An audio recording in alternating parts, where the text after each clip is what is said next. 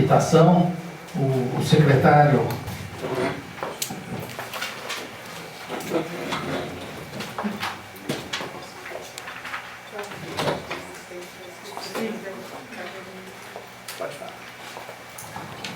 Bom dia a todos. Como disse o Dr. Mário, o nosso secretário teve de acompanhar o governador anterior e me pediu que eu viesse fazer essa apresentação. A gente tem feito essas palestras em outros lugares, mesmo na audiência pública, a gente que apresentou lá, então nós estamos em condições aí de apresentar isso e estabelecer um debate com vocês, tentar esclarecer aquilo que resta de dúvida eventualmente nesse projeto. Relembrando que esse projeto nós abrimos em abril de 2012, nós abrimos um chamamento público, apareceram 32 grupos interessados em fazer propostas, estudos.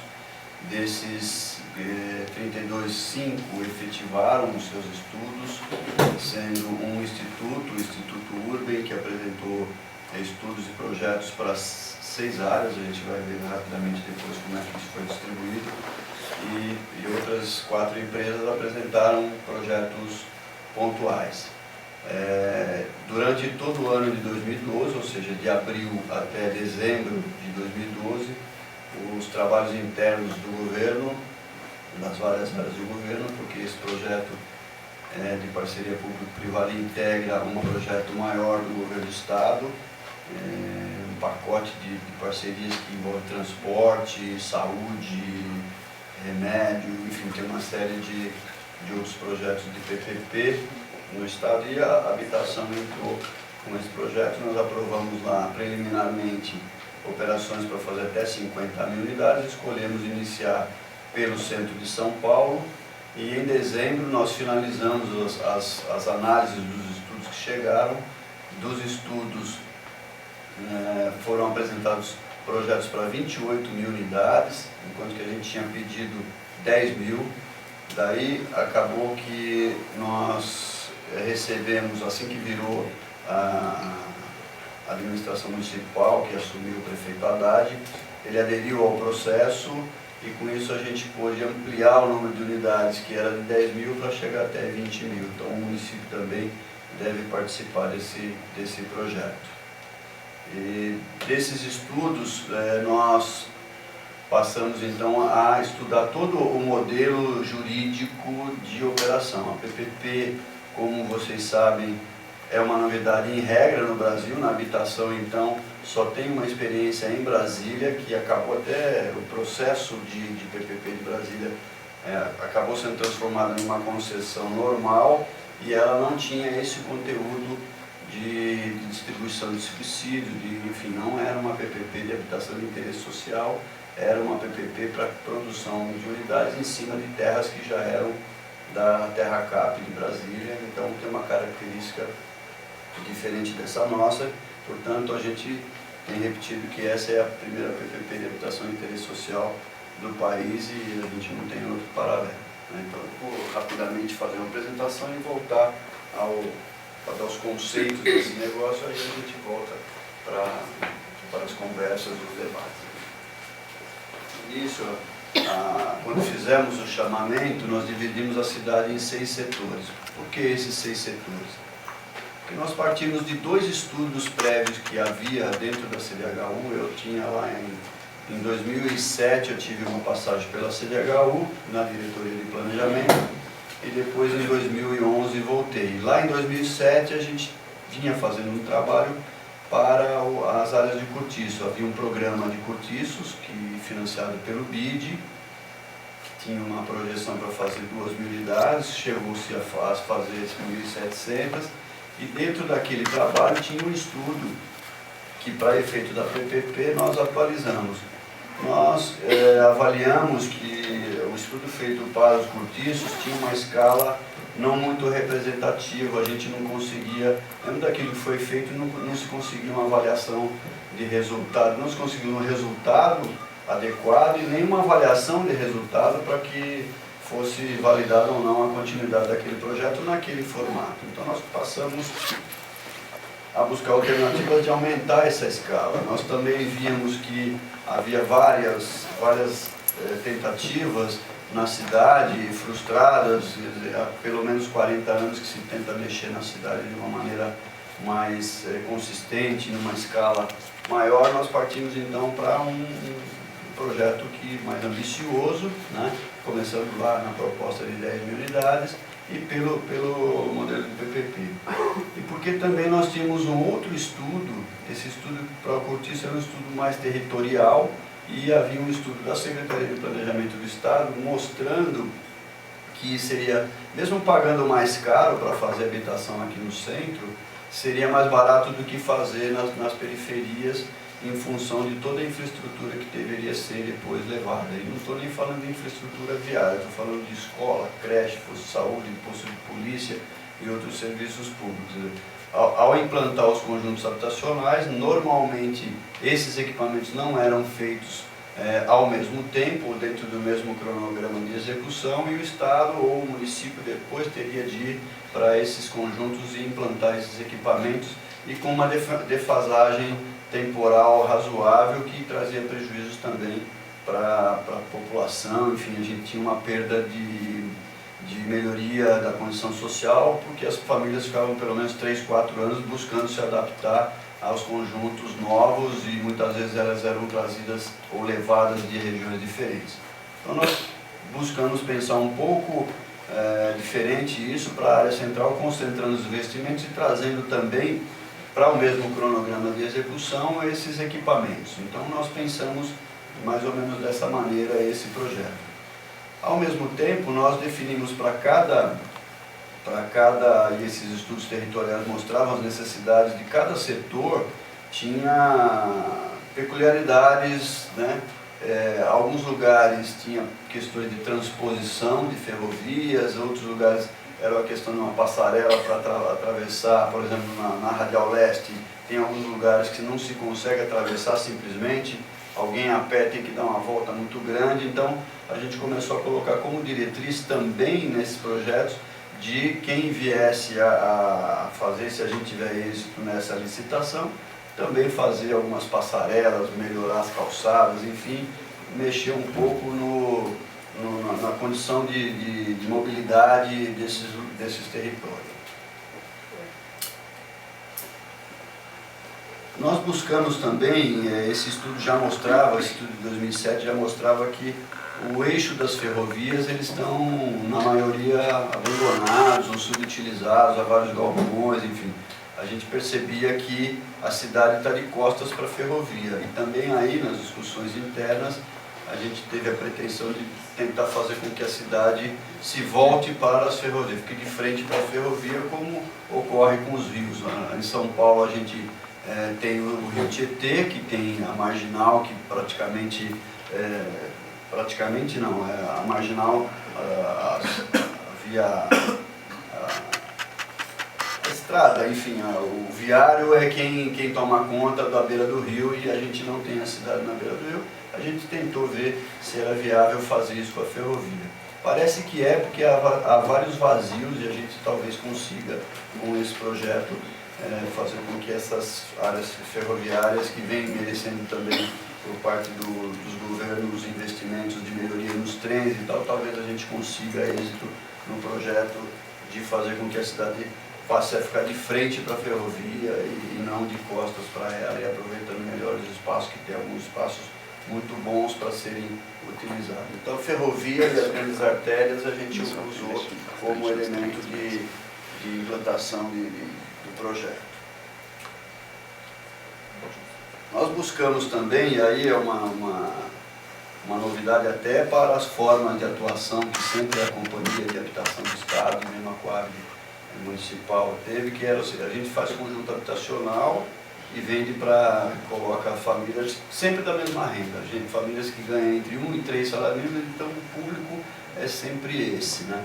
E nós percebemos que havia uma demanda, até mesmo dos movimentos sociais, de ter uma diferenciação dessa renda. Hoje os movimentos sociais pedem para o Ministério das Cidades mudar a regra do Minha Casa Minha Vida, porque acham insuficiente ter apenas famílias que ganham até 1.600, que defendem que tem um percentual significativo de famílias que ganham mais do que isso. Mas aí também nós fomos observar a legislação municipal que trata de HMP e HIS em São Paulo. E aí nós buscamos fazer uma distribuição de renda para misturar essas famílias, né? A gente tem lido e estudado algumas experiências de fora e parece que essa mistura é muito boa, e também entre os urbanistas, uma boa parte deles considera que essa mistura de renda é boa para o desenvolvimento social, enfim, o equilíbrio melhor no conjunto a longo prazo, dos empreendimentos no longo prazo. Então nós buscamos balizar isso dentro da legislação que tem hoje a cidade de São Paulo. Parece que o plano do diretor está trazendo mudanças, a proposta do plano novo está trazendo mudanças nesse sentido, mas nós buscamos a legislação vigente, que coloca HIS até 6 salários, HMP entre 6 e 16 salários, e a gente buscou distribuir por faixa de renda, privilegiando ou colocando um número significativo de unidades para quem ganha até R$ 2.265, que são 3 pisos salariais do Estado. São 6.560 unidades para essa faixa. São 20.221 unidades no total, 12.508 para HIS, ou seja, para quem ganha até 6 salários mínimos, e 6.560 para quem ganha até 3 pisos salariais, que é, portanto, cerca da metade, pouco mais da metade das unidades de HIS seria para a faixa que vai até 3 pisos salários, que é 2.265 hoje no Estado. Então, nós definimos assim essa distribuição para fazer a implantação desses projetos.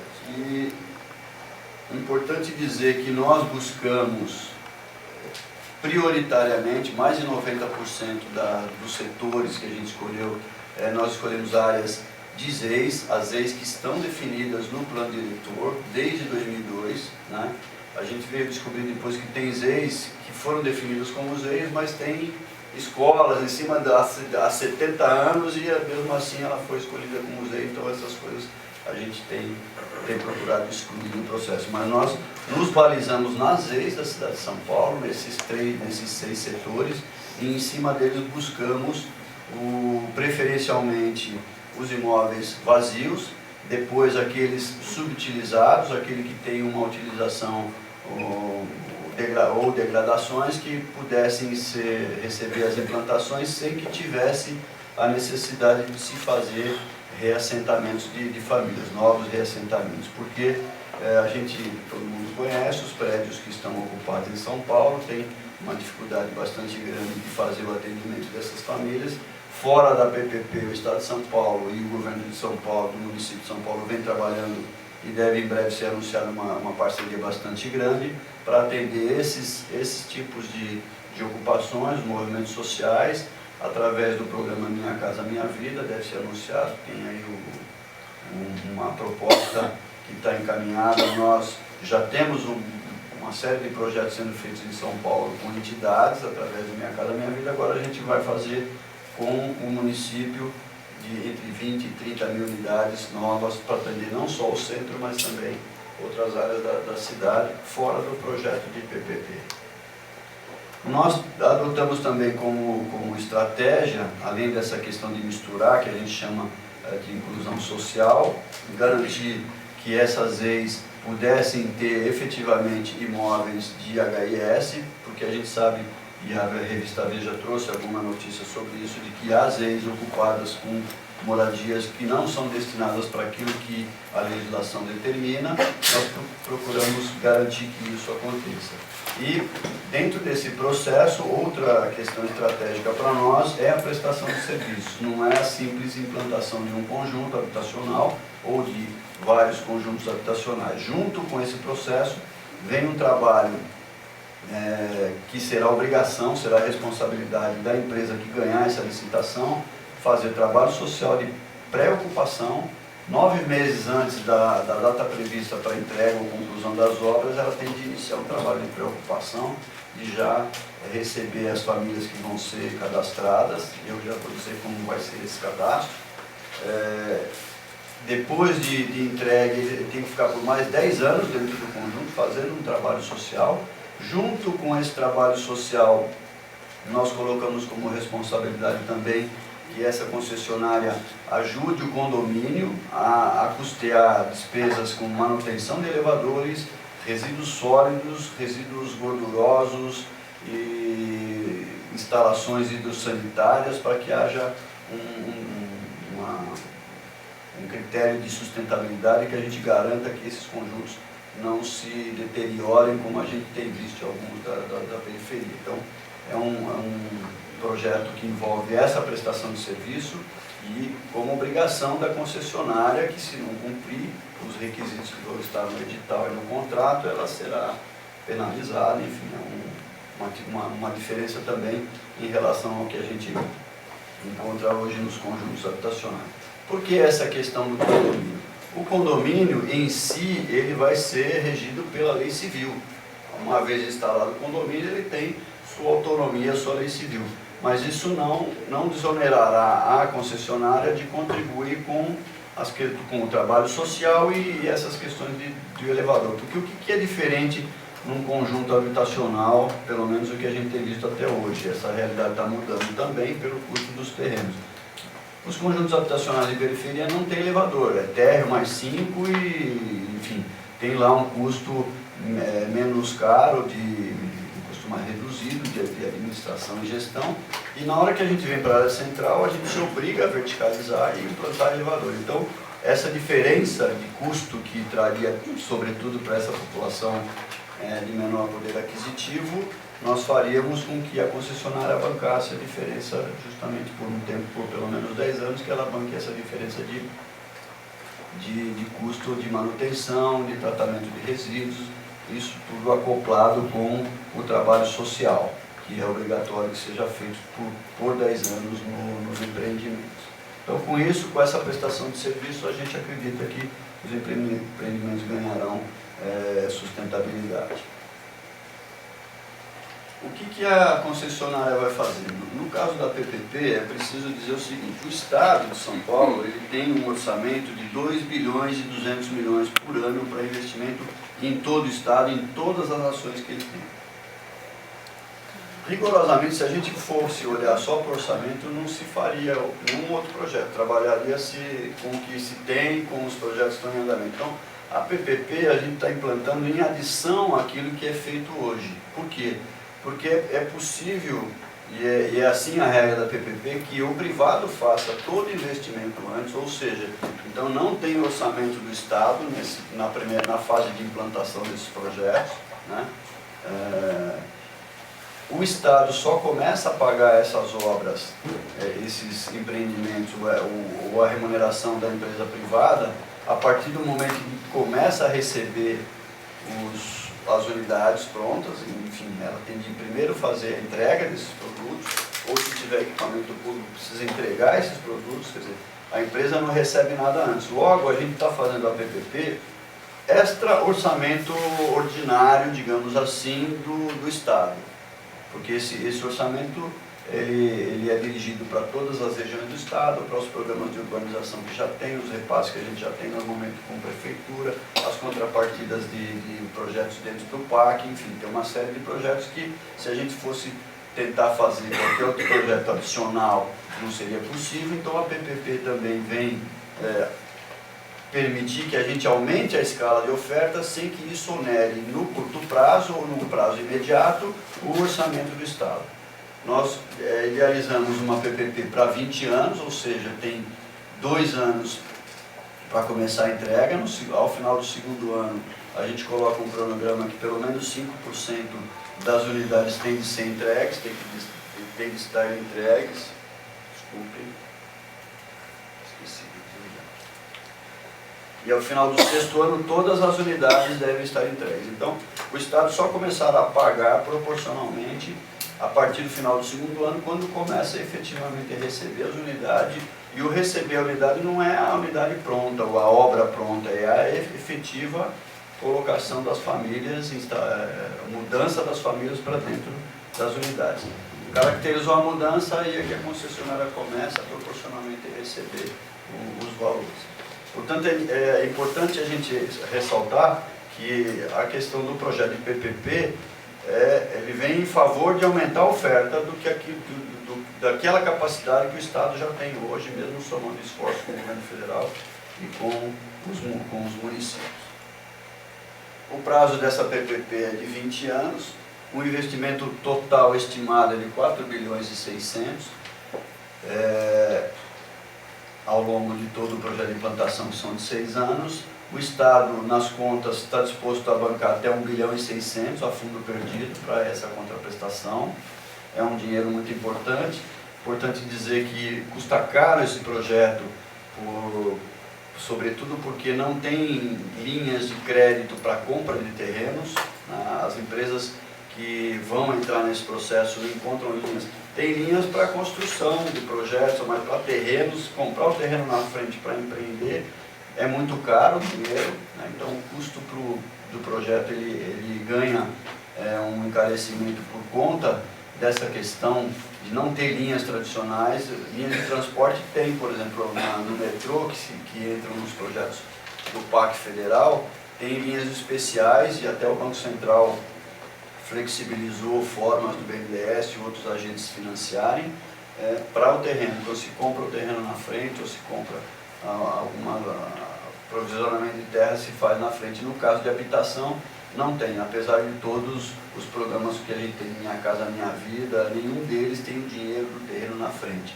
Só tem uma exceção no Minha Casa Minha Vida, que é para os movimentos sociais, para as associações cooperativas, que depois de avaliado o projeto, o terreno e verificar que não tem nenhuma pendência, ou seja, que o terreno é passível de empreendimento, no caso de associações, o governo federal, pelo FDS, o Fundo de Desenvolvimento Social, ele financia a compra do terreno. Porque também isso foi uma conquista dos movimentos que negociavam terrenos e como demorava muito para se articular o projeto, quando ia ficando pronto, o proprietário desistia da opção, não assinava a nova opção, então muitas coisas se perderam. Mas para o mercado não tem financiamento de terreno e isso faz com que o dinheiro para comprar esses terrenos seja buscado, seja captado a taxas bem mais altas do que a gente vê aí de fundo de garantia e tudo mais. Questões mais técnicas, depois posso ficar aberto às perguntas aí, mas nós estamos dividindo aí a licitação em 3 lotes. Esses 6 setores deverão ser divididos em 3 lotes, de mais ou menos entre 6 mil e 7 mil, perto de 8 mil unidades cada um dos lotes, por causa da necessidade de dar escala para um projeto desse tamanho. Se poderia pensar em pulverizar isso mais, mas haveria muita dificuldade de trazer parceiros que pudessem efetivamente entrar e fazer numa escala importante essa intervenção. As experiências, como eu disse, anteriores que a gente tem, as escalas pulverizadas, os resultados não foram bons, então nós decidimos fazer um trabalho em que ampliasse essa escala, mudasse essa escala de oferta, né? O Estado dá lá todas as garantias, né? O próprio privado, para entrar na licitação e contratar com o Estado, ele é obrigado a fazer garantias. Então, na licitação, ele tem que aportar 1% do investimento em dinheiro ou em títulos, aí, conforme a lei determina. E para contratar, ele tem que depositar ou trazer títulos ou trazer garantias para o Estado de 5% do valor do investimento, que não é coisa pequena. E ele tem também de trazer seguro de obra, seguro de performance, quer dizer, o projeto de PPP, o modelo jurídico da PPP é muito amarrado, é muito rígido, né? Portanto, a gente acredita que, mesmo se eventualmente ter algum problema, o erário não vai ter nenhuma dificuldade, nenhum prejuízo, porque isso vai ser penalizado. As empresas normalmente cumprem os seus contratos, porque as penas são muito pesadas, além daquela pena de não poder mais licitar ou concorrer em obras do Estado e outros projetos do Estado. Então, por isso, a amarração jurídica da PPP é muito mais forte do que uma 8666.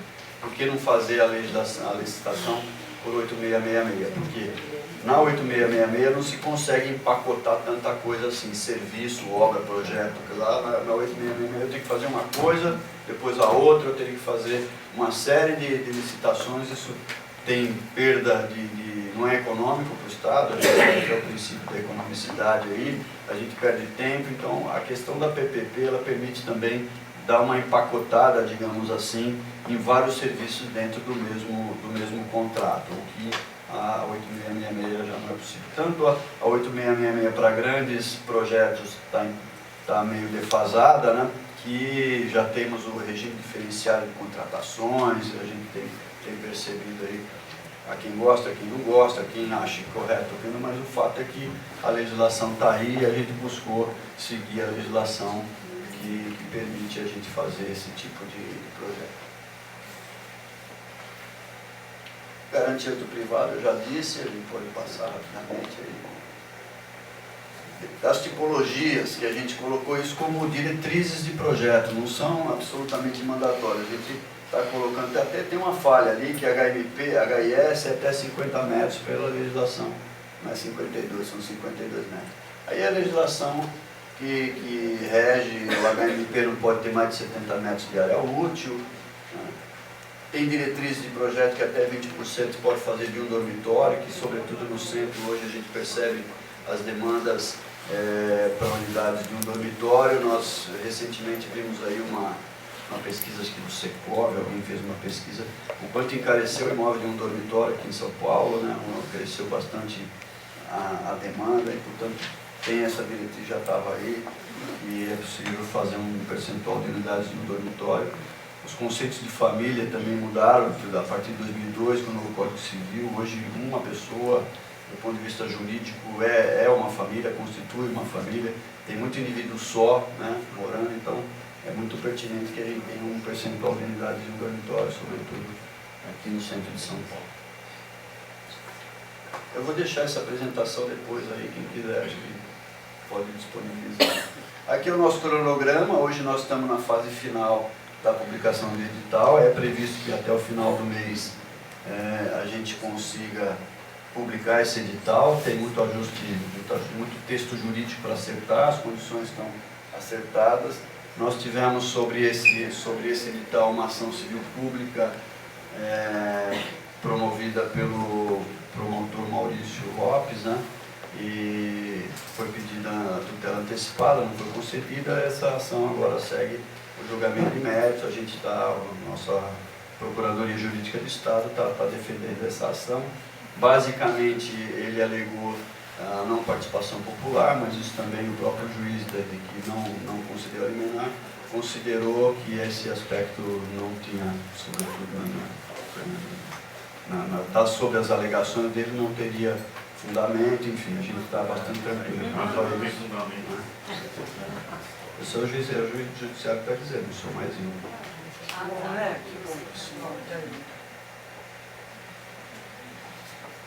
Aí o modelo, né, o modelo urbanístico que veio do projeto, nós gostamos muito, que veio algo diferente do que se fazia, mesmo o Estado fazia, os condomínios sempre muito fechados e tal. Nós adotamos como modelo os conceitos que vieram desses projetos, são mais abertos, então não se deseja ter os condomínios tão fechados, né?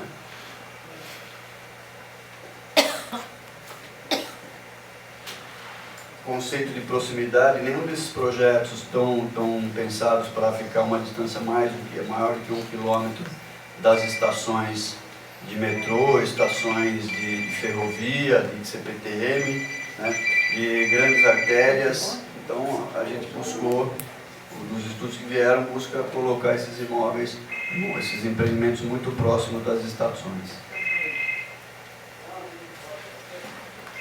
Aqui no canto a questão de travessias, passarelas, que a gente falou, que entra como diretriz do projeto, a mistura, a forma de implantação no terreno, buscando não elevar tanto a verticalização, mas espalhar mais no terreno, aproveitando melhor os recuos. Enfim, é um modelo diferente, pelo menos do que a gente vinha fazendo e conhece. Dos prédios ter serviço, comércio, habitação, enfim, os térreos, garagens e ter os empreendimentos misturando esses usos, os diversos usos, né?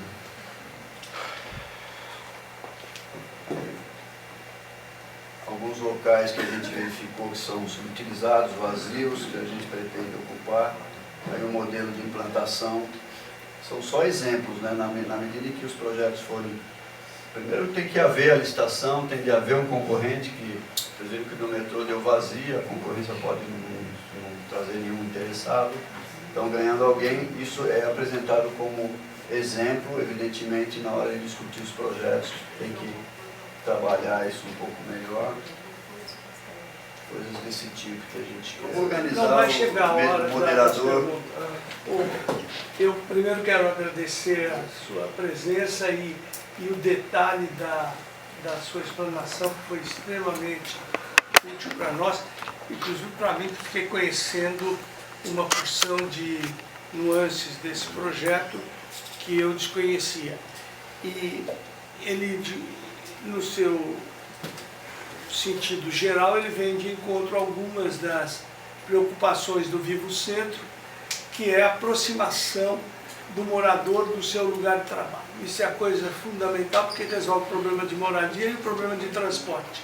Isso já é um benefício extremamente interessante dessa proposta, além de outros detalhes, que é uma coisa que nós observamos no tempo, que a moradia mais popular do pobre tem enormes dificuldades de gestão da vida condominal.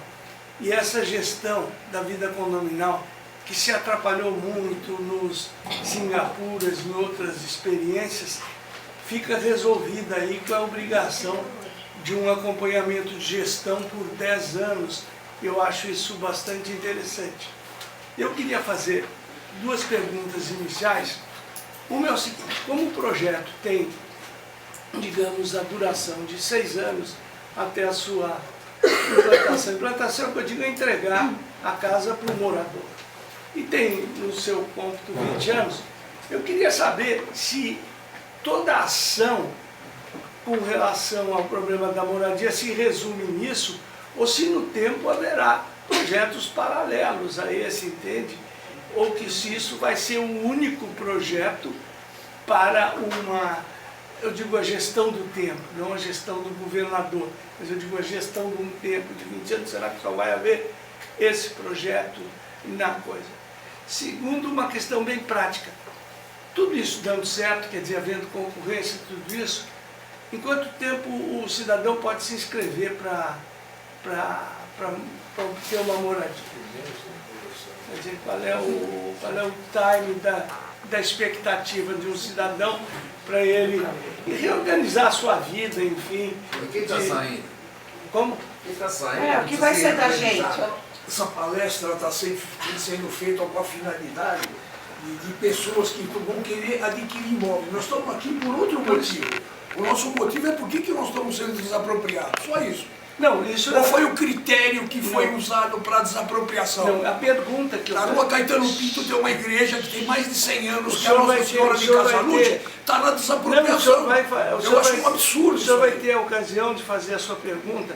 Eu estou dizendo que o projeto, eu tinha direito de fazer umas perguntas. Do ponto de Maravilhoso vista... o senhor achar o projeto. O projeto é Você não lindo. está sendo É desapropriado. lindo. O senhor não está sendo desapropriado.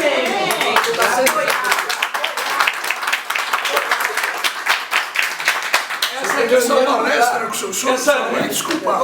Estamos no segundo momento. O senhor devia ter convidado outras pessoas para Por que o senhor acha que nós fizemos essa reunião? Nós fizemos essa reunião para esclarecer essas questões. Com licença, nós fizemos uma reunião para esclarecer as questões. Eu, do ponto Agora, de ninguém vista... está muito interessado. Pode terminar. Não, ninguém está interessado, não. Seis pessoas aqui manifestaram, pelo aplauso, que estão preocupadas com a questão da desapropriação. Essas pessoas terão direito à resposta. Nós fizemos isso aqui de um jeito democrático para ter perguntas e respostas. As minhas questões foram do ponto de vista, digamos, do morador, se isso tudo der certo, se os desapropriados forem devidamente respeitados, tudo isso, quando é que o cidadão comum teria acesso a essa coisa? É uma O que o senhor pergunta... entende por desapropriado respeitado? Respeitado. Eu quero saber. O que o senhor entende por Não, isso? ele que vai responder o senhor.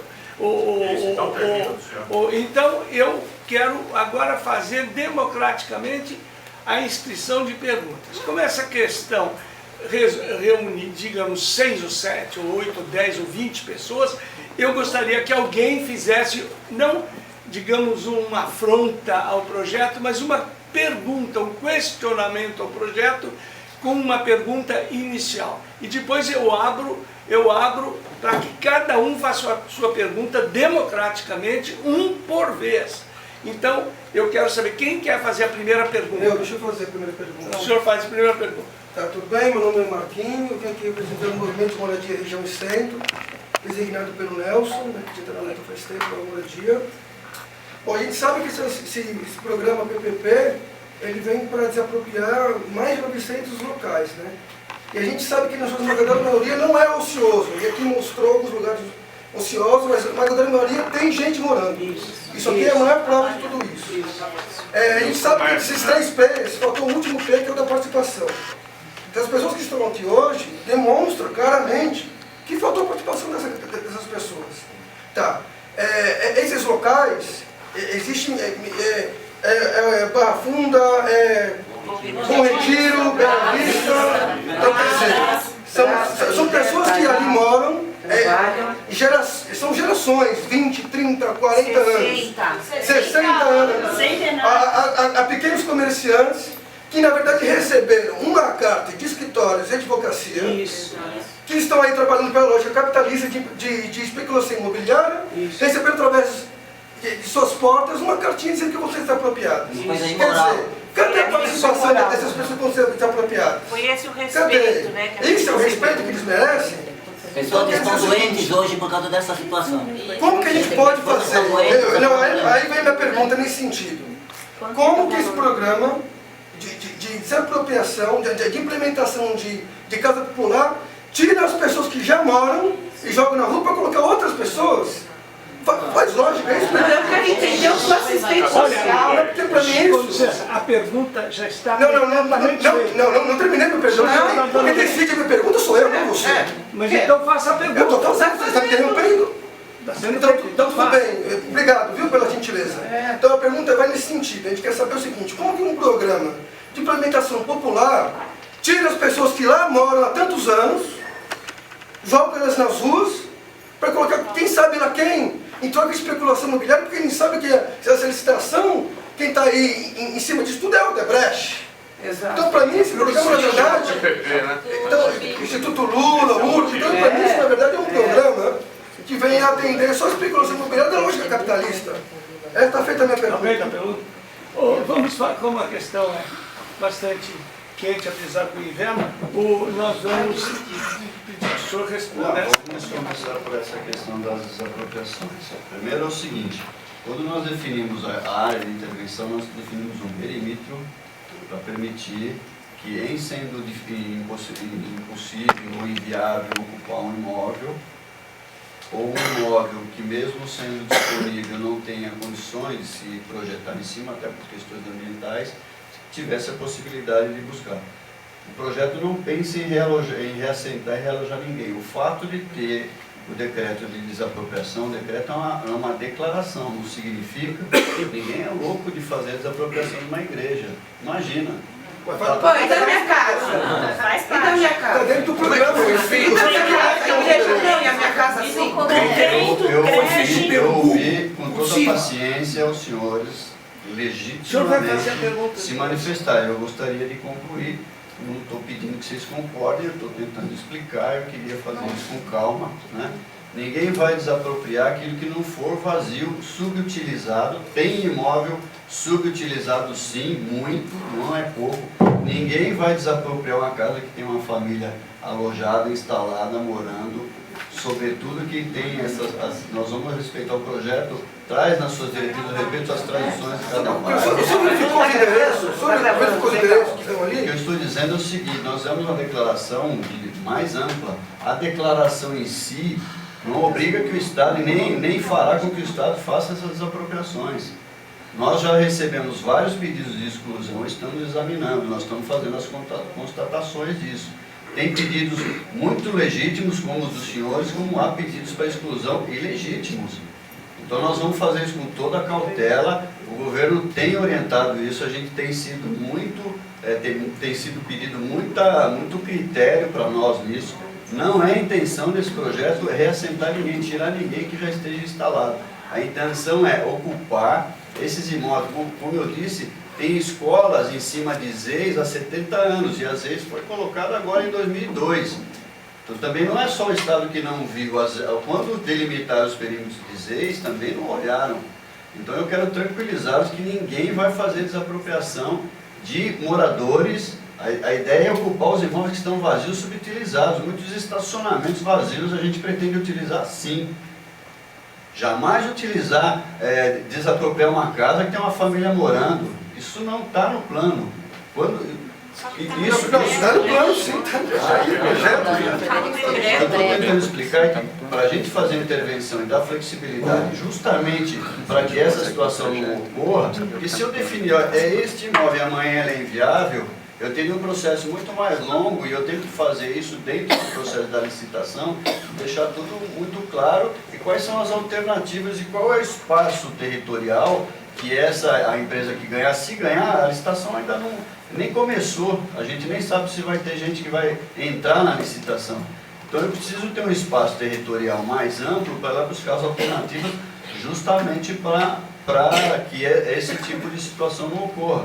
Então eu quero tranquilizar vocês de que não é a intenção do projeto tirar ninguém. É trazer gente nova sim, esse é o objetivo do projeto, mas não em lugar de quem já está lá, sobretudo quem está lá há muito tempo. Só tem que verificar os endereços que estão lá listados. Porque a esmagadora maioria é gente morando. Exato. Deixa eu repetir, mas se você pegar no entorno dele, deve ter lá... Então, tem um vazio e um morando. Nós vamos mexer no vazio. Eu não vou sair da minha casa, não, certeza. Senhora, certeza. Ninguém vai sair, a padaria não vai sair de lá. De jeito nenhum, veja bem o projeto. Está gravando. A gente vai guardar o decreto. Deixa eu concluir. Mas é Eu engraçado vou concluir e vou devolver a palavra para vocês, só um instante. Padaria, comércio, Minha casa. todas essas, sua casa, a senhora está morando lá, eu estou vendo aqui a sua veemência, jamais vai mexer com essa. Eu estou doente. Padaria é o que a gente quer que tenha, que ela seja até melhorada, ter certeza. Né? Mas tem alguma coisa, vocês podem colocar alguma coisa pública, alguma coisa? Vai ser Que a gente possa ter garantia. Como eu disse, tem pedidos legítimos e ilegítimos. Nós estamos com uma empresa do Estado chamada CPOS, fazendo as constatações disso. Tudo aquilo que tiver nessa situação que vocês estão falando, nós vamos excluir do decreto. Nós não vamos ajuizar a ação. Isso já explica para todo mundo como mas a faz gente essa precisa de alguma garantia, a gente precisa de alguma coisa concreta. Infelizmente, palavras... Com licença, aqui nós estamos fazendo perguntas do secretário, digamos, a palavra do secretário está tranquilizando. O que, senhor secretário, o que ela pede é que seria imprudente se o governo pudesse, além desse ato de sugestão de desapropriação de áreas, desse alguma garantia, digamos, adicional dos critérios de desapropriação.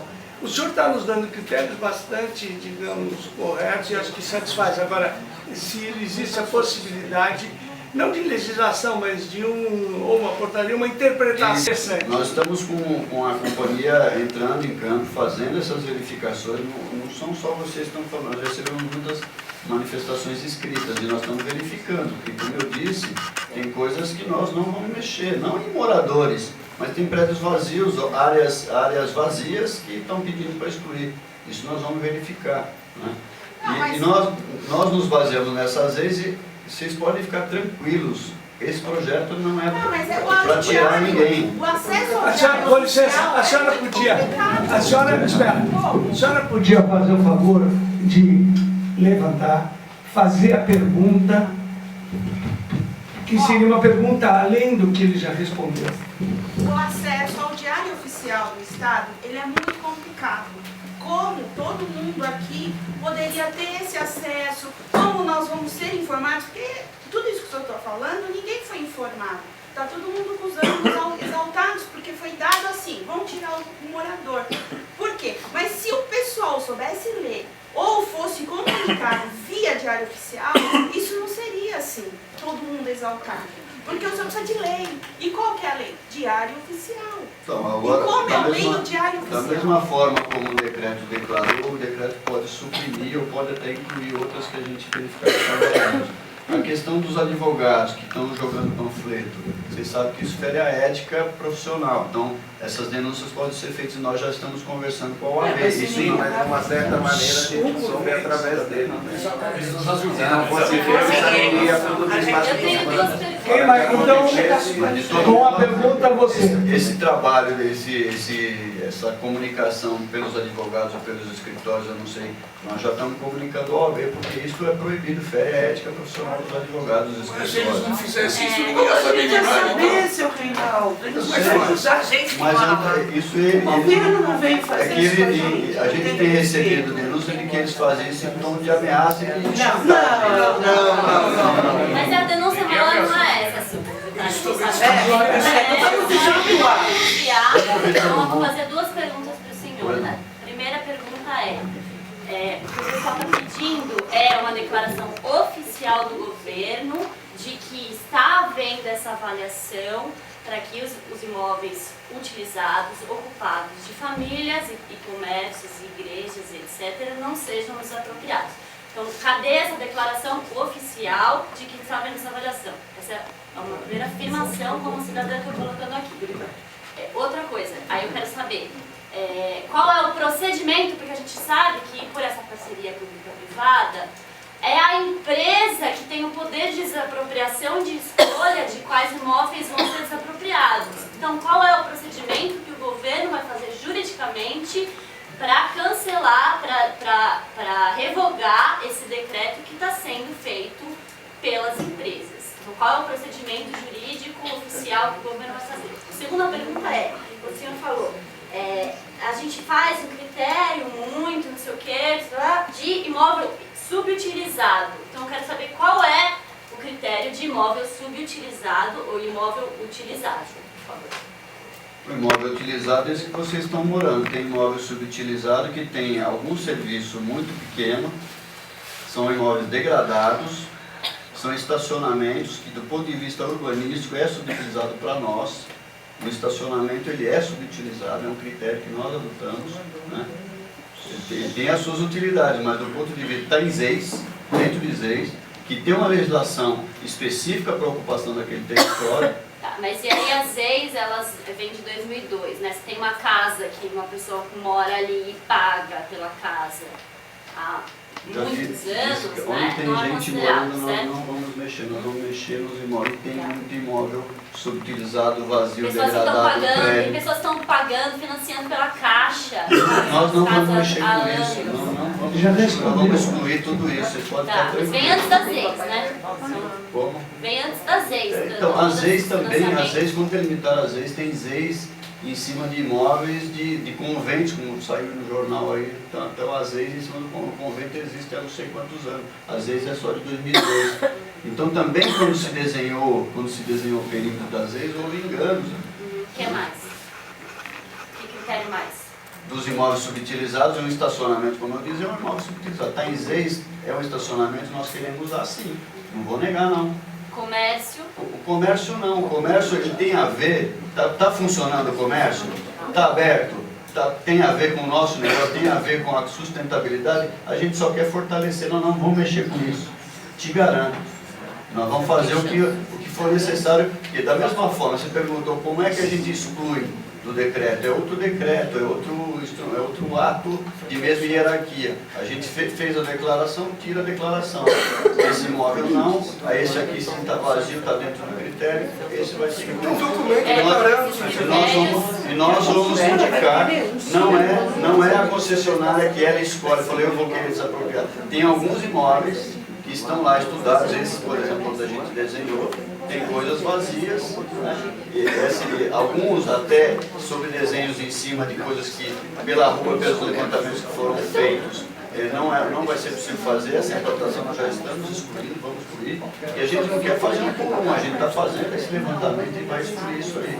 Eu quero tanto Olha, espera. Não, eu tenho uma primeira pergunta Não, que ele espera. respondeu. Eu acho que ele... Por favor. O senhor não.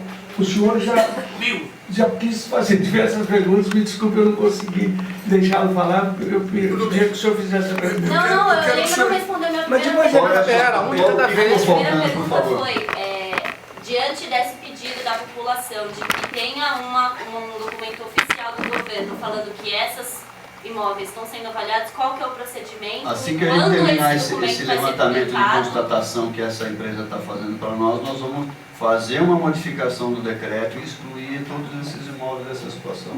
Qual empresa? Qual é?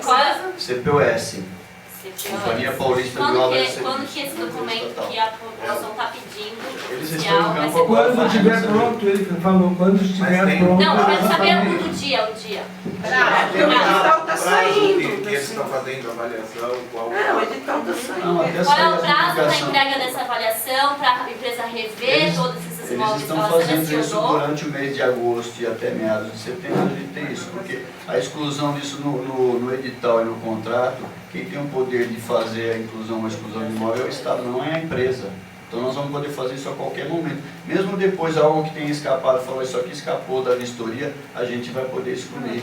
Então isso não tem um começo, meio e fim. Agora nós vamos fazer tudo que tem apresentado.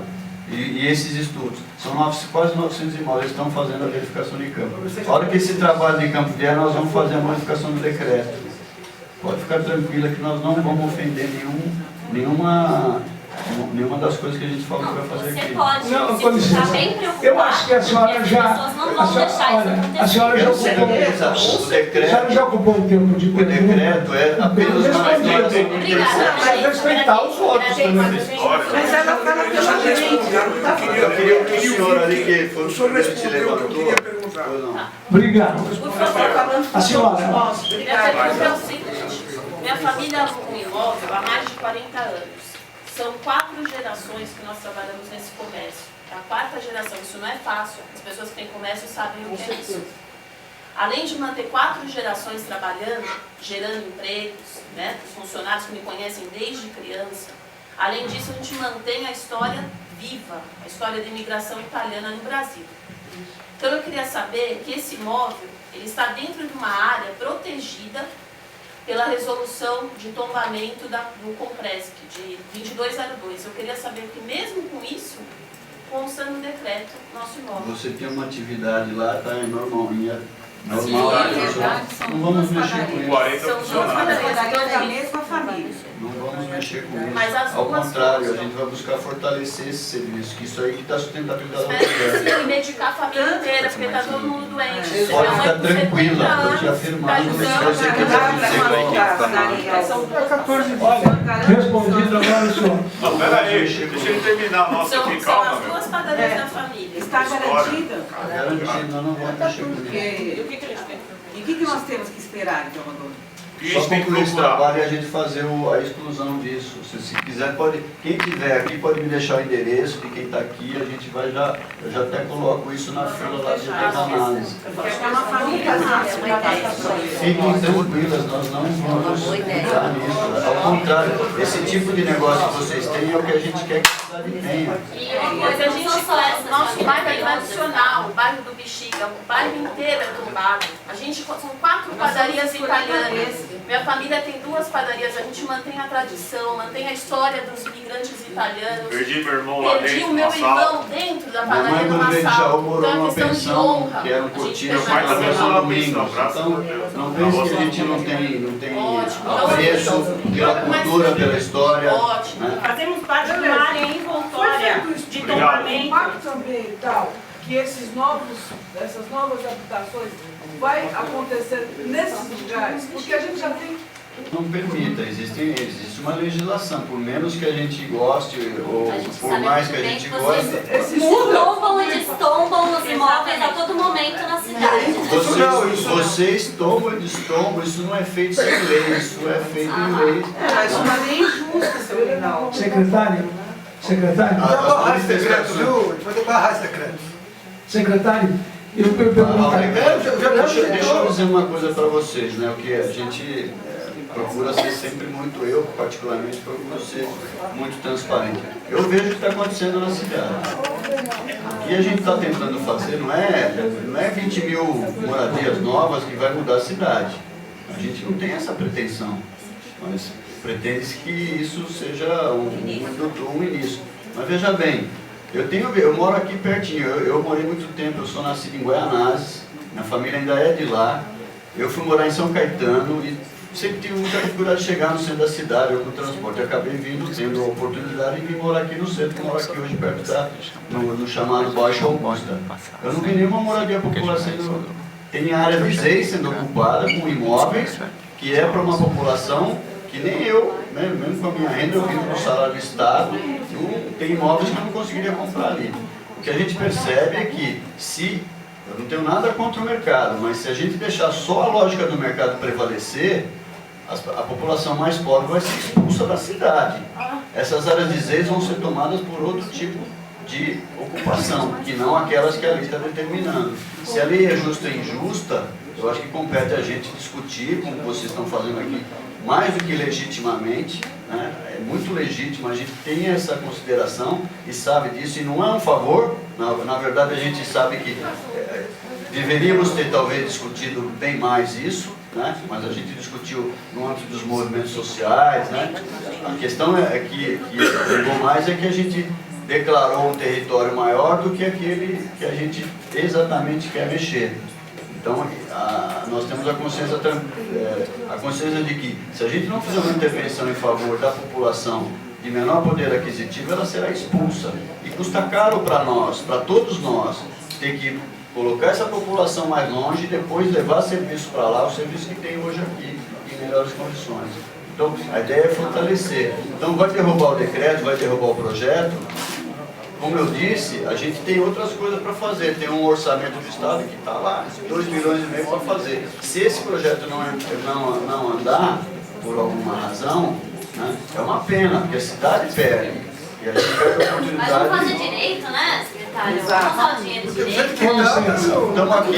Estamos aqui ouvindo vocês para errar o mínimo. Bom, secretário, só um segundinho. Para fazer essa lista, o senhor sugeriu aí que alguém que tiver pedido, né, de restrição, que seja para retirada, tal. Então nós vamos passar aí uma prancheta.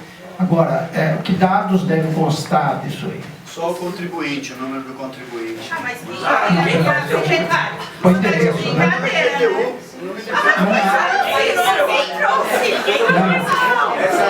Peraí, calma pessoal, não precisa gritar, eu estou fazendo a pergunta exatamente para entender.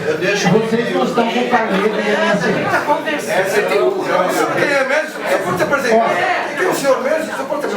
e eu sou o superintendente da Associação de Vicentes que está promovendo este evento. Por isso é que eu estou fazendo eventualmente alguma intervenção, porque eu estou coordenando aqui.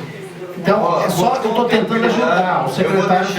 Eu vou deixar um e-mail aqui. Então, mais fácil isso. Vocês podem mandar o número do contribuinte, a gente vai verificar lá, a gente vai colocar isso no número das contratações. Eu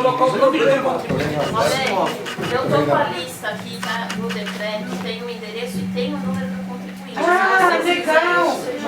Obrigada. Deixa eu só lhe falar uma coisa. Eu passei 10 e-mails para PPP, arroba Casa Paulista, nunca recebi resposta. Leonardo Ramos. Eu passei 10 e-mails para lá, nunca recebi resposta. Ninguém responde, Leonardo Ramos. Eu te passo o número. Quer dizer que cada um poderá enviar ao secretário o número de contribuinte. Eu recomendo que enviasse um resuminho da questão também. Vou dar o meu e-mail do trabalho. É R-I-A-Pequino. Oi? R-I-A-Pequino. O meu direto aí. R-I-A-Pequino. Do jeito que fala, escreve. R-I-A-P-Q-U-I-N-O. Tá aí na placa. R-iapequino.gov.br. R-iapequino.sp.gov.br. Eu vou responder pessoalmente esses que vieram. Agora tem um cidadão com um papel na mão ali que deve ter bastante perguntas.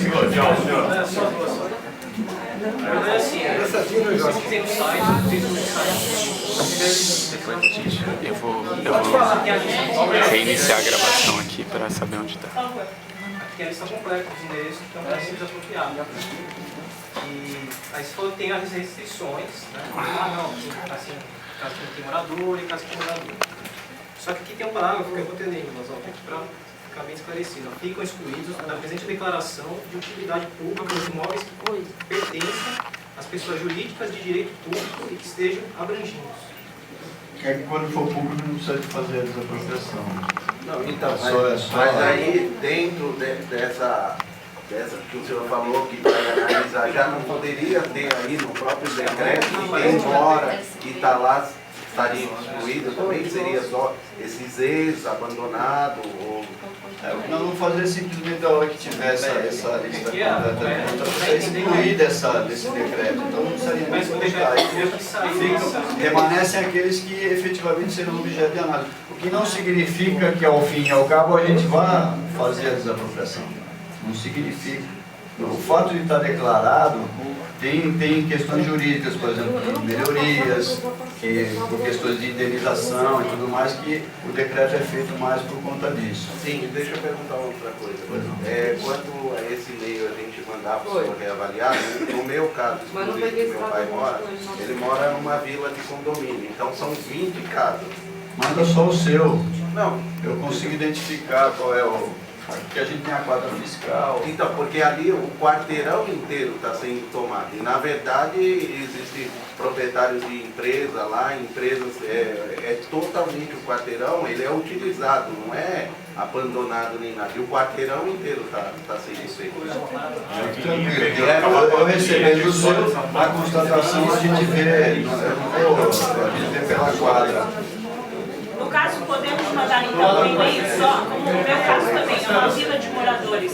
Posso englobar todos os moradores? Você manda o seu e diz, olha, os meus vizinhos também estão nessa quadra. Não, até aí eu posso, como eu tenho a lista, eu posso nomear todos e mandar. Agora eu queria saber então, como a gente está tendo que fazer isso, qual foi o critério então de quem foi analisar a região? Qual foi o critério que eles deram vendo que tem moradia? Porque, por exemplo, eu moro no Bom Retiro. O quarteirão, inclusive, que eu moro, toda a área totalmente ocupada, tudo bem, tem um estacionamento, entendeu? No quarteirão de cima, teve uma área que iria ser um shopping center, onde se você passar lá, tem todas as aprovações do Codefat, Shoppings, Não, existe um projeto que ele iria fazer um shopping center, entendeu? Então o que acontece? Ele recebeu ali, se você passar, você vê a placa de todas as aprovações que ele teve para demolir e as aprovações que ele teria de construção. E qual o critério que ele entrou nessa região? Não sei, aí é a legislação municipal. Me surpreende que tem, se for ZEIS, a menos que a gente... Não, inclusive eu faço parte de uma área envoltória de tombamento. Isso não é problema de aprovação de projeto. Tem restrições. Não é proibido fazer projeto em área de... Você tem restrições. Mas estou falando, tem restrições. Então, tem restrições só para quem mora lá e quem quer fazer uma melhoria na sua casa. Que aí você precisa de uma aprovação, você precisa de vários critérios. Veja bem, eu estou sendo muito transparente. A gente também erra. Isso aí... Eu acho que vocês têm que se preparar mais para poder fazer uma reunião desse tipo, porque vocês têm que verificar os endereços que vocês fizeram, as apropriações.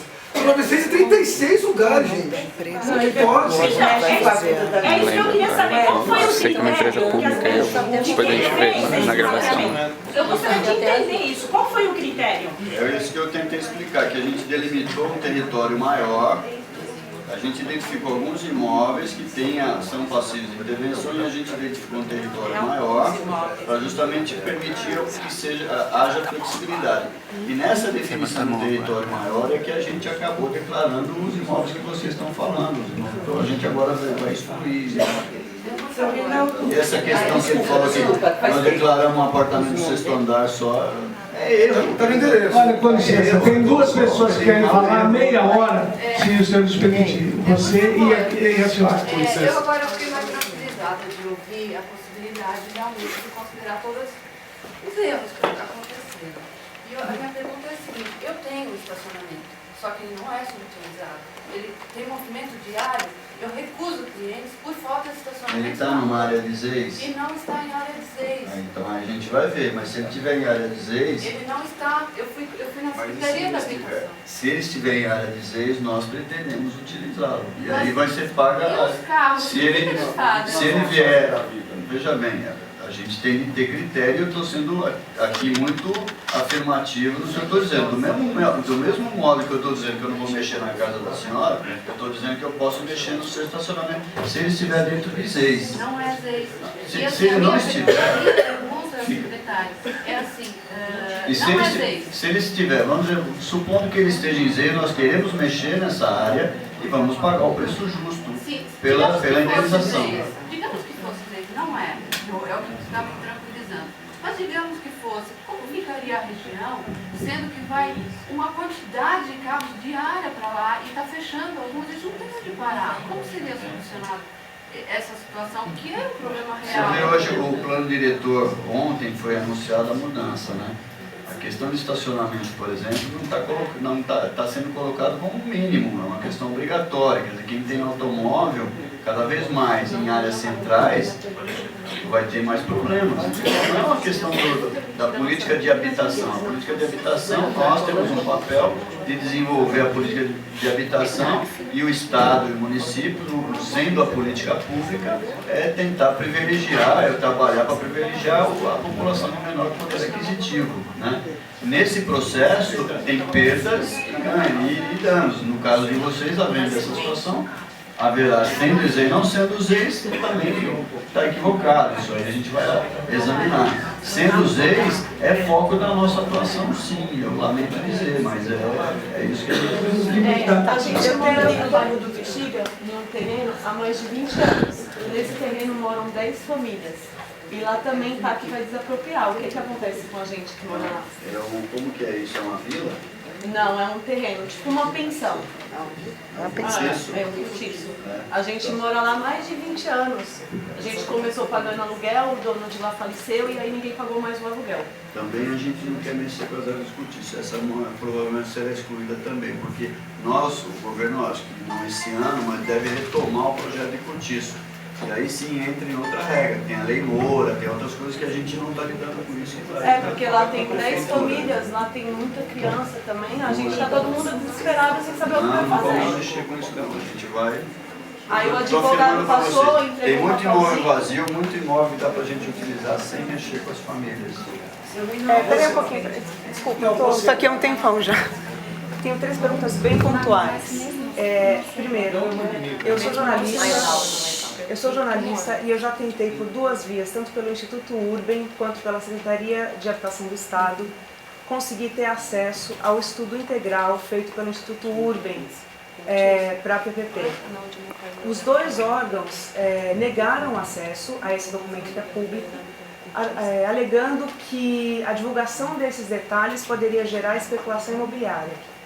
Esse argumento não procede porque, se fosse isso de fato, o decreto também não poderia ter sido divulgado, porque ele especifica os endereços onde serão realizadas as intervenções. Você já pediu para nós? Assim? Já pedi para a Secretaria de Habitação, entrei em contato com o pessoal da Casa Paulista, com a assessoria de imprensa. E os 2... A mim não chegou esse pleito.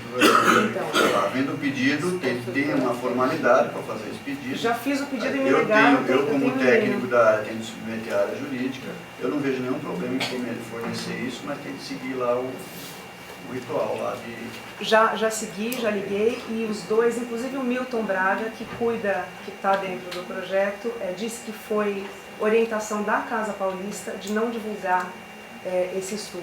Isso estava lá atrás porque a gente não tinha fechado ainda a reunião do conselho. Não, mas a gente fez a entrevista com ele recentemente. Ele deu esse argumento agora, faz menos de uma semana. Você formalizou isso? Formalizei, mandei e-mail, inclusive fiz um pedido com a imprensa, fiz um pedido à Lei de Acesso à Informação, que é um documento público. Eu imagino que muito da dúvida das pessoas que estão aqui é gerada em grande parte pela falta de acesso a esse documento. Tinha um tempo em que a gente nem sabia se os estudos iam ser aceitos pelo Conselho Gestor das PPPs. Podia ser inteiramente recusado e perderia o sentido.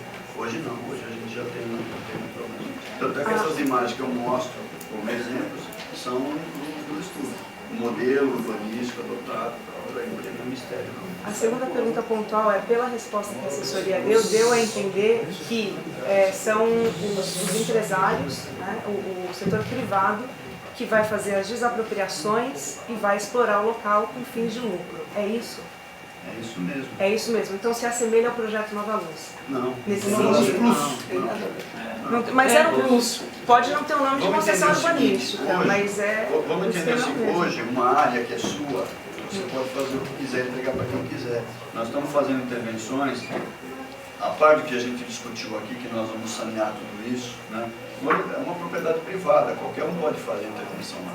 O Estado está dando o poder para ele para fazer a execução de uma política pública, sem a qual a gente, sem esse insumo terra, eu não consigo executar a política pública na área central.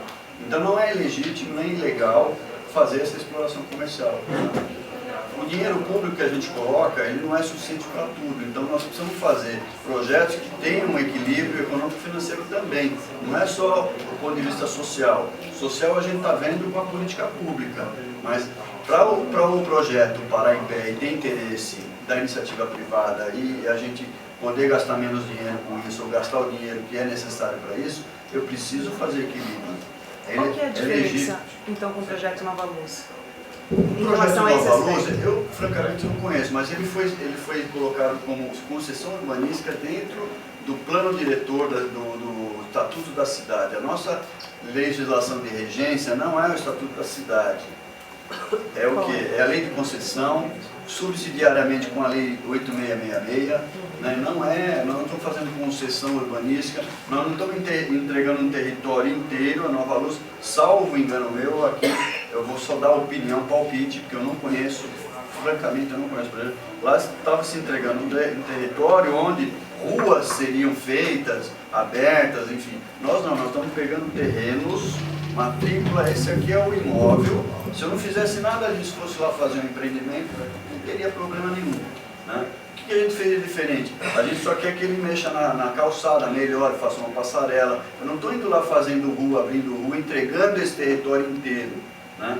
Se eu pegar um terreno que seja seu e fizer lá, ou você mesmo executar um projeto, você pode fazer exploração, você pode alugar, como você pode vender, né? Então nós estamos mexendo com aquele território de propriedade.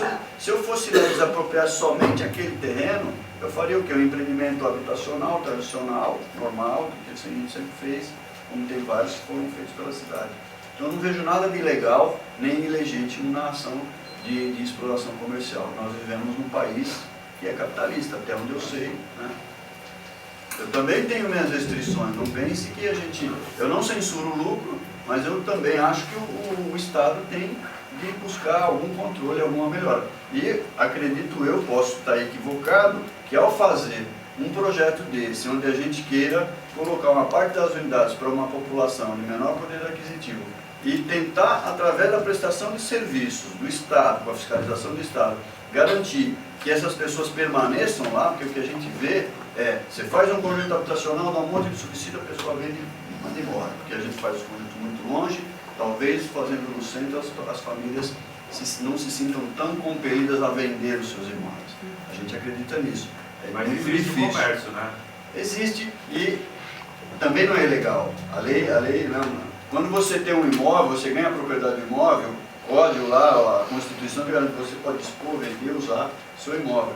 Cabe ao Estado tentar fazer os controles, tentar diminuir. E se eu descobrir que você vendeu no tempo anterior que você está autorizado, porque você fica 10 anos, você pode fazer o que você quiser. Se você vender nos 10 anos, se eu descobrir, eu tenho o direito, isso vai constar dos contratos, de buscar lá, o subsídio que eu te dei, eu quero de volta, porque eu preciso entregar para outra pessoa. Uma última pergunta. É difícil fazer isso, é muito difícil, quase impossível. Contrato de gaveta, porque quando você for fazer essa transação, você vai fazer por baixo do pano, você não vai fazer de modo transparente. Então o Estado tem muita dificuldade de controlar isso. Nesse processo nós vamos tentar minorar esse problema. Eu não tenho pretensão de resolver esse problema, mas a gente vai fazer um esforço muito grande, deixar isso em contrato, que a empresa tem que fazer esse acompanhamento. E todas as constatações que fizer, tentar corrigir. Esse é o nosso trabalho. Qual o nome da pessoa, última pergunta, o nome da pessoa do Compresp que vai fazer essa revisão dos imóveis? Compresp? Desculpa, o senhor não tinha falado.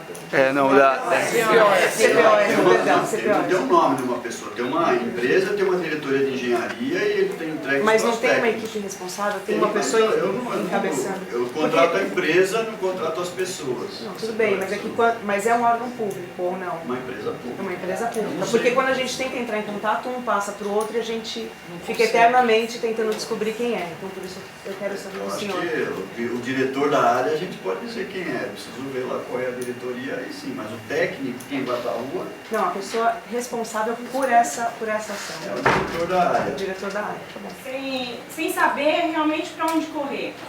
Eu gostaria, se a gente poderia, de repente, o senhor fazer uma palestra, reunir alguma coisa, para pelo menos dar auxílio, para não ficar nessa situação que está todo mundo. Tem pessoas doentes, tem pessoas sem instrução nenhuma. Nós podemos fazer isso, que a palestra agora seja precisa ter esses elementos concluídos. Eu quero agora, no máximo em 15 dias, a gente ter pelo menos essa região aqui. Eu estou percebendo que é mais essa região agora, aqui do Bexiga e tal. Que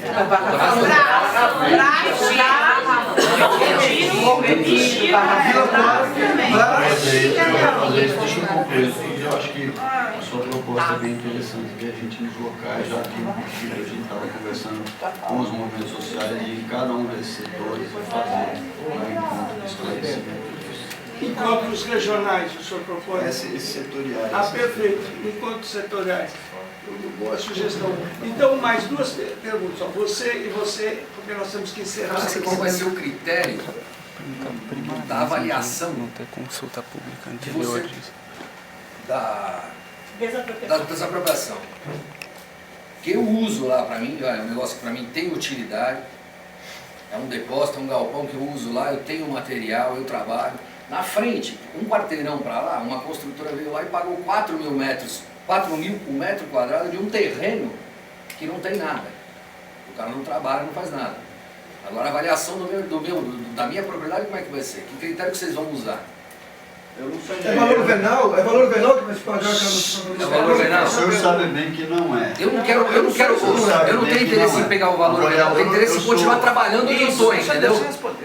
É só isso que eu quero trabalhar. Existem critérios técnicos, os preços de avaliação judicial são fixados pelo juiz, tem os seus peritos, tem os critérios de avaliação, lucro cessante, quando os negócios são legais, bem constituídos, não tem problema nenhum. A avaliação é feita porque a metodologia é fixada por institutos, norma brasileira, né? Então o preço da desapropriação é fixado pelo juiz. Se o depósito, tem um depósito mínimo lá que é feito, acho que para ter a posse precisa depositar no mínimo um percentual do imóvel.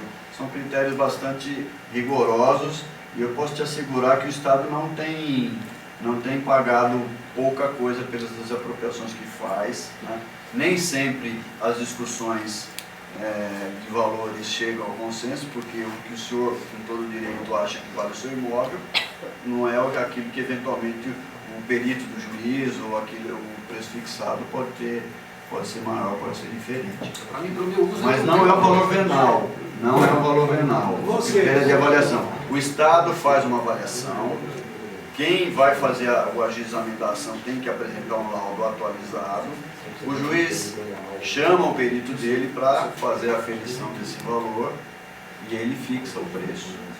É o juiz que fixa o preço. O pagamento é precatório? No caso da... Não. Não é precatório. Se for precatório. Não é precatório. Última pergunta. Eu represento os agentes comunitários de saúde que trabalham na região do centro, que por legislação eles são obrigados a morar no centro. Então são pessoas que têm uma renda média de R$800. Do Estado, do município? Do município. Né? É uma legislação federal, mas é o município quem administra. É um projeto que chama Saúde da Família, e aí ele determina fazer parte, ele precisa conhecer a área, a microárea que eles chamam, e para isso ele tem que residir. Então, pela legislação, se ele se mudar daquela região, ele perde o emprego. essa população ela tem uma renda mensal de R$ 800, 800 e poucos reais. E a gente sabe que no centro você não aluga nem mais um quarto com esse valor. Então, representando essa população, eu quero saber, a grande maioria já são inscritos no CDHU. Mas a gente sabe que o CDHU não consegue, né, atingir todos os níveis. E aí eles pediram que eu viesse representando para fazer esse questionamento.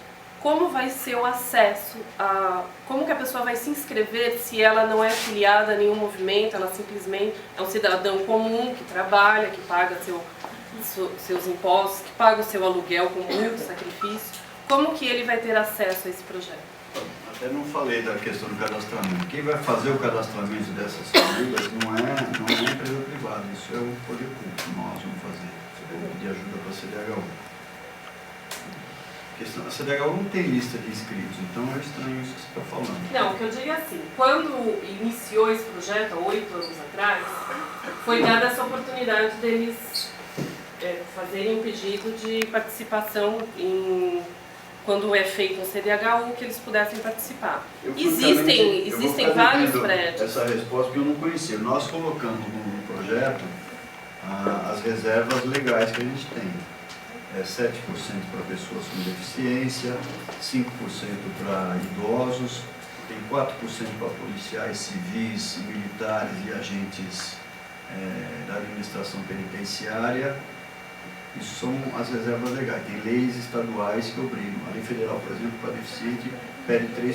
A lei estadual é mais ampla, pede 7%. Então essas reservas nós vamos obedecer. Eu vou buscar conhecer essa legislação e vou ver como é que isso se incorpora. Eu francamente não conhecia, não sei como é que isso pode ser atendido. Se tiver efetivamente essa questão, mais uma reserva que a gente vai instituir, mas eu preciso pesquisar isso, eu não conheci. Tive ouvindo essa resposta.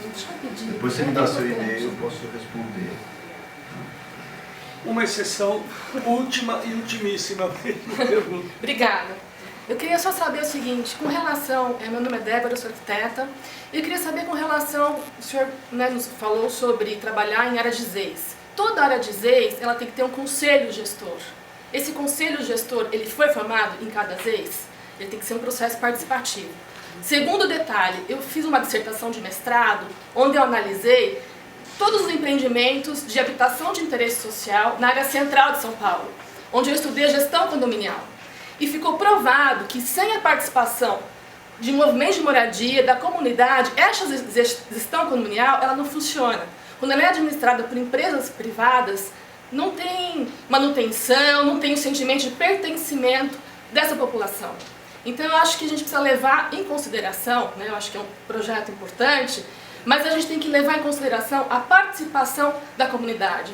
E eu acho que os políticos, os cargos públicos, os técnicos estão de passagem, dentro das empresas públicas. Agora, o movimento de moradia e a população, ela está ali, lutando há 20, 30 anos pela sua moradia. Então, eu acho que toda essa experiência que movimentos e a comunidade adquirem, eu tenho que levar em consideração. Então, eu me coloco aqui à disposição, eu tenho um artigo, eu tenho a minha dissertação de mestrado, se vocês quiserem ver, eu consegui provar isso, que com a participação da comunidade, a gestão condominial, ela é legal. Quando é uma empresa privada que não tem vínculos com a comunidade, não dá certo a gestão condominial. Tá? Desculpa, estou nervosa também. Obrigada. O que nós colocamos lá, a empresa não fará o trabalho sem envolvimento direto com as famílias. Até as obrigações dela, as responsabilidades obrigam que a empresa interaja com as famílias, tem os critérios lá, inclusive se ela não desenvolver isso adequadamente, ela sofre penalidade, redução na sua remuneração. E os itens lá que ela tem que preencher, tem lá um envolvimento com a comunidade, ela não consegue fazer o trabalho se não se envolver. Mas a gente poderia ver esse desenho da gestão condominial? Sim, está no nossos editais de consulta, eu posso depois. Por que então se a liminar estava questionando isso, a ação pública estava questionando isso, ela foi negada? Outra coisa. Não, foi negada a liminar. O processo agora segue em julgamento de mérito. Foi ligada só a antecipação de tutela. Mas continua, a ação não está encerrada. Continua. Pode ainda haver decisão contrária. Paralisação do projeto. Não tem. Com relação ao Conselho de Zeis, o Conselho de Zeis está previsto na legislação municipal e não dá para constituir hoje o Conselho de Zeis, porque nós vamos para a licitação, eu não sei se vai ter concorrente. O metrô, como eu disse, deu vazia, agora vai ser republicado. Pode ser que a gente saia com essa licitação e não venha ninguém. Então, na hora que tiver um ganhador, que esse ganhador contrate e comece a formular os seus projetos, obrigatoriamente terá. E aí quem cria os procedimentos, quem estabelece os procedimentos de Zeis, é o município. Obrigatoriamente terá de se fazer. Não há hipótese disso não acontecer. Senão não avança, o projeto nem pode ser aprovado. Né? Porque tem lá os critérios. Tem lá na legislação o Conselho de Zeis, mas não tem os procedimentos para isso. A prefeitura vai criar esses procedimentos, vai estabelecer, vai no momento de analisar os projetos, vai ter de ter essa questão dos conselhos resolvida. Não há hipótese de não ser feito. Hoje por hoje, a gente criaria um conselho, qual é o, vou discutir com quem não tem, quem vai fazer, pode ser que não tenha nenhuma concorrente. Então, essa licitação, ela vai para a rua, daqui a pouco, pode não ter ninguém. Então, a gente ainda não tem o projeto efetivamente. Mas já tem conselhos formados e eles não foram consultados, né, durante essa criação desse projeto. Mas tem 18 entidades contempladas nesse PPP, não tem? Em demanda, a questão da demanda, que tem lá 2.000 famílias lá, que a CDHU fez um procedimento em 2010 para a área central específica, fez um procedimento aberto, público, selecionou 18 entidades, o conjunto dessas entidades ganhou nesse procedimento o direito de indicar 2.000 famílias. E esse direito nós trouxemos para dentro do projeto. É isso que a gente fez. Mas não ninguém caiu de paraquedas lá. Aquilo tem um procedimento, está no edital lá da CDHU, 003 de 2010, está tudo certinho. Só que os movimentos de moradia não têm acordo com esse projeto, né? Como não? Nós fizemos uma reunião com todos eles. O que eles pedem é mais. Os habilitados, naquela reunião que nós fizemos ali na... Não, o que tem, você está falando das 18, é que assim, todo mundo teve o período lá de discussão. Aquele direito a gente está segurando. Tem associação que entende que tem associação naquela lista que não é a associação do centro. Essa é uma outra discussão que poderia ter tido lá atrás, quando a seleção foi feita. Poderia ter sido contestada lá atrás. Eu estou falando de uma seleção pública homologada e publicada em 2010. Né? Então, digamos assim, já precluiu até o direito, ou prescreveu o direito de contestar. Aquele momento era a oportunidade de falar, não, você é a associação que tem atuação no centro, isso não foi feito. Ou o que foi feito foi matéria vencida. Então, o que a gente tem hoje lá é um direito assegurado daquelas famílias, daquelas associações. Né? E não é só aquela, a gente tem, a CDHU fez desde 2008, pelo menos 6 procedimentos, tem mais ou menos lá para ser atendido, uma fila de gente que está, associação com procedimento público, certame, aberto, homologado, publicado, que somam mais ou menos umas 12.000 unidades, fora essas duas, 15.000 essas duas aí.